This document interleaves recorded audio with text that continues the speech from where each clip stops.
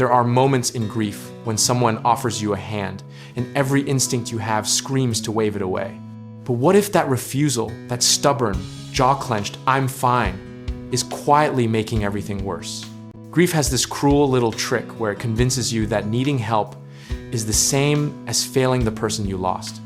You start moving through your days like a one-man cleanup crew after a Category 5 hurricane, determined to handle every broken thing yourself. For me, it started about 3 weeks after my dad passed, when my friend Marcus showed up unannounced with groceries and a look on his face that said he wasn't taking no for an answer. I remember standing in that doorway thinking, I don't need this, while my refrigerator held nothing but expired milk and a half-eaten granola bar.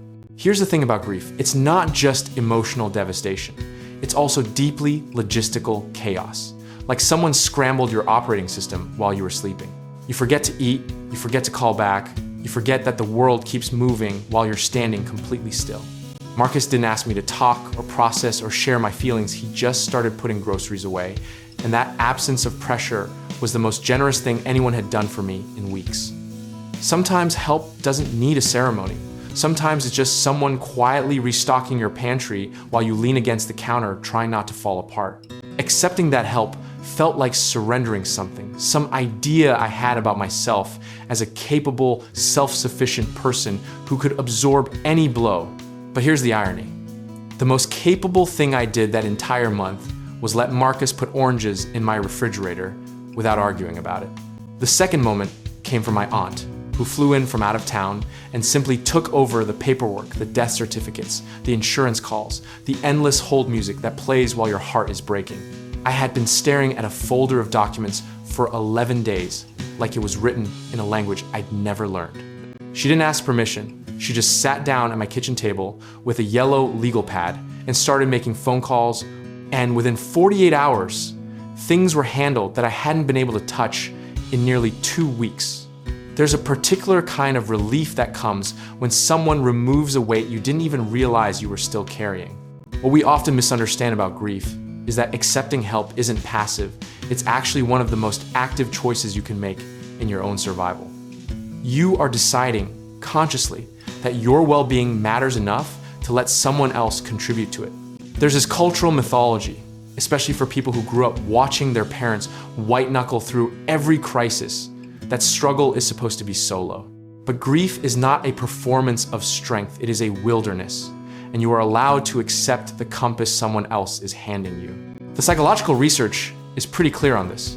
Social support doesn't just feel good, it measurably reduces the duration and intensity of grief. Translation, letting people help you isn't weakness, it's actually just neurologically smart.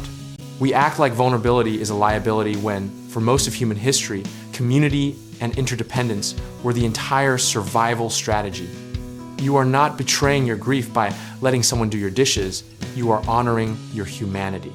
What I learned from Marcus and my aunt is that help, accepted gracefully, creates a kind of momentum. One small yes makes the next one slightly easier. And slowly, without even realizing it, you start to come back to yourself, not because you fought through it alone, but because you didn't have to. The discipline here, if we can call it that, is resisting the ego that tells you your pain is too private or too heavy to share. Grief shared doesn't diminish, it distributes, and distribution is how you survive the weight. So the practical lesson is this: when someone offers, say yes to something small, and let that be enough for today. You don't have to accept everything, just don't reflexively refuse everything out of habit or pride.